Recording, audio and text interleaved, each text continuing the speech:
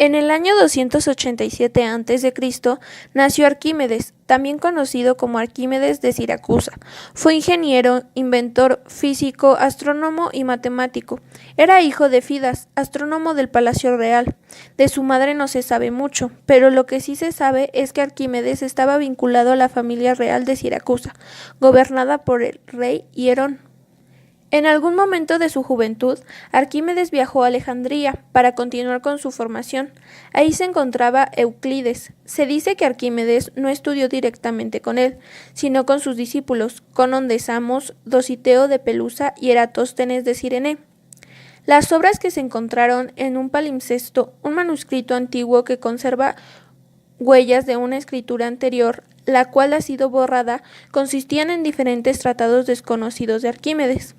Este pergamino había pasado varios siglos en la biblioteca del Monasterio del Santo Sepulcro en Constantinopla. En la década de 1920 fue vendida a un coleccionista privado. Años después fue subastada en Nueva York en 1998 y adquirida por un comprador anónimo por la cantidad de $2 millones. En la actualidad se encuentra en el Walters Art Museum en Estados Unidos, donde ha pasado por diferentes pruebas de rayos X y luz ultravioleta para descubrir el texto original. Los 7 tratados de gran contribución para la ciencia y la ingeniería que contiene el palimpsesto son: 1. Sobre los cuerpos flotantes. 2. Medida del círculo. 3. Sobre el equilibrio de los planos. 4. Sobre las espirales. 5. Sobre la esfera y el cilindro. 6. Método acerca de los teoremas mecánicos. 7. El rompecabezas geométrico más antiguo que se conoce. Al terminar sus estudios en Alejandría, Arquímedes regresó a Siracusa. Fue llevado por su padre ante el rey Hierón, el cual le encomendó una tarea que requería de todos los conocimientos del joven científico. El rey Hierón había mandado hacer una corona con el orfebre del palacio, pero dudaba que fuera 100% de oro sólido y temía que le hubieran mezclado algún otro tipo de material para robarle. Arquímedes y su padre sabían que si conocían el volumen de la corona, podrían saber cuál debería de ser su peso exacto, debido a que el oro tiene un peso específico. Al multiplicar el volumen de la corona por el peso específico del oro, obtendrían como resultado el peso de esta.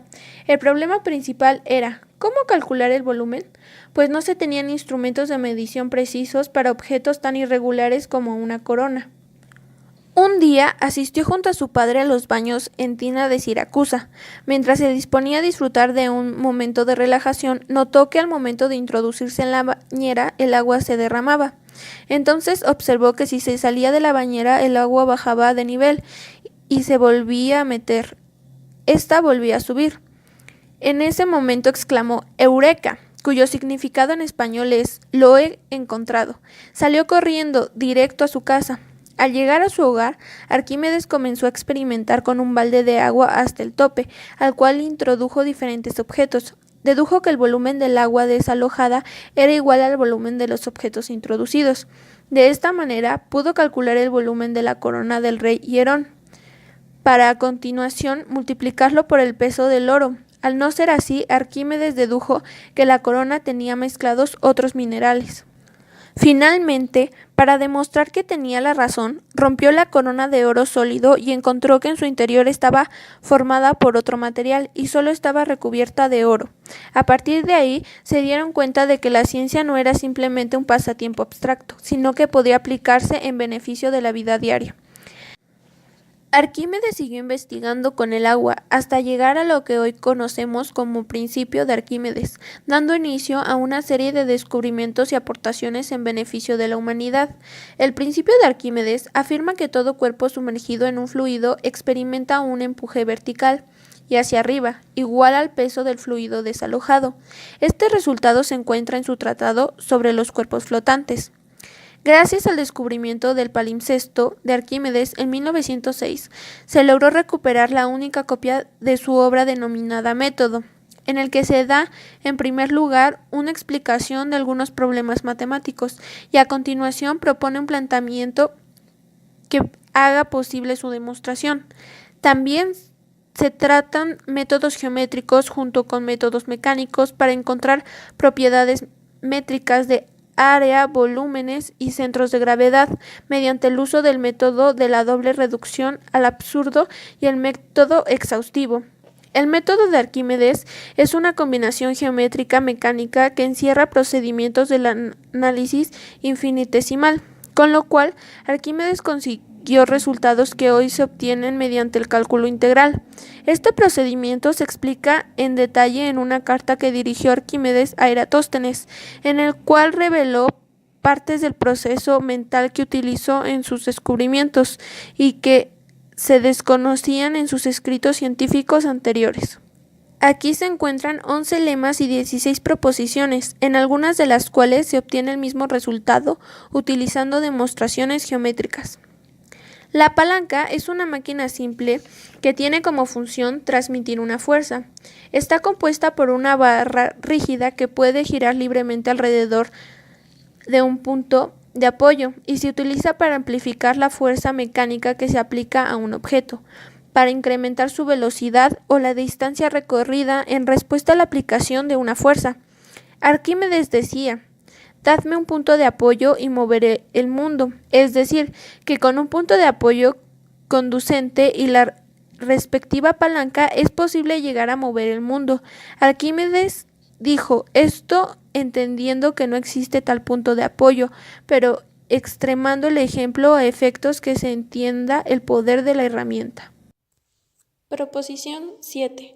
Volumen de un segmento esférico. La relación entre todo segmento esférico de una sola base y el cono que tiene la misma base que el segmento y el mismo eje es igual a la relación entre la suma del radio de la esfera y la altura del segmento suplementario. Haciendo un paréntesis, podemos ver este fulcro, que es el método de la palanca que utilizó Arquímedes en algunos de sus experimentos. Podemos ver que funciona como una balanza con un punto de apoyo que es conocido como el fulcro, que encuentra el punto de equilibrio entre diferentes figuras que tienen una relación entre su peso y la distancia que hay del punto del fulcro hacia donde están colgadas. Este aparato se puede utilizar para comprobar la proposición 1, que en su caso se utiliza una relación de 4/3. Si volvemos a leer la proposición 7, volumen de un segmento esférico, podemos ver que nos habla de una relación. Esta relación es explicada más adelante. El radio más la altura del segmento suplementario GZ sobre la altura del segmento suplementario GC es igual a ABD, el segmento de la esfera, sobre ABD, el cono. En esta figura, que también se nos presenta en un principio de la proposición, podemos ver que el cono está aquí, ABD, y el segmento de la esfera, ABD, sumándole estas dos partes. Aquí también podemos encontrar el segmento suplementario, GC es su altura, y de C a Z podemos saber que esta es la misma longitud que el radio. Entonces, para comprobar nuestra proposición, debemos sacar el área del segmento de la esfera y del cono. El segmento de la esfera es igual que el segmento del círculo, porque recordemos que estamos tratando con figuras en 2D, por lo cual utilizamos la fórmula área es igual a radio al cuadrado sobre 2 por el ángulo menos el seno del ángulo. Esto es 3.5 al cuadrado sobre 2 por 2.0245 menos 0.0353. Recordando que también tenemos que utilizar los ángulos en radianes, y haciendo esta conversión, eso fue nuestro resultado. Ahora, el área de tan solo esta porción es 12.1838. Entonces, lo que tenemos que hacer para tener el área total de nuestro segmento coloreado es multiplicar esta área por 2 y sumarle el área del cono, que nos da un resultado de 39.2476. Ahora, el área del cono la obtenemos con el área del triángulo, que es base por altura sobre 2.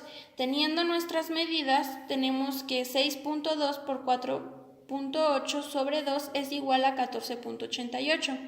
Entonces, aquí podemos poner el área del cono, 14.88. Ahora, para obtener el radio más la altura del segmento suplementario y la altura del segmento suplementario medimos. En nuestra figura medimos de G a C, que nos da 2, y de G a Z, que nos da 5.5, recordando que esta distancia es la medida del radio. Ahora, al dividir 5.5 sobre 2 nos da un resultado de 2.75.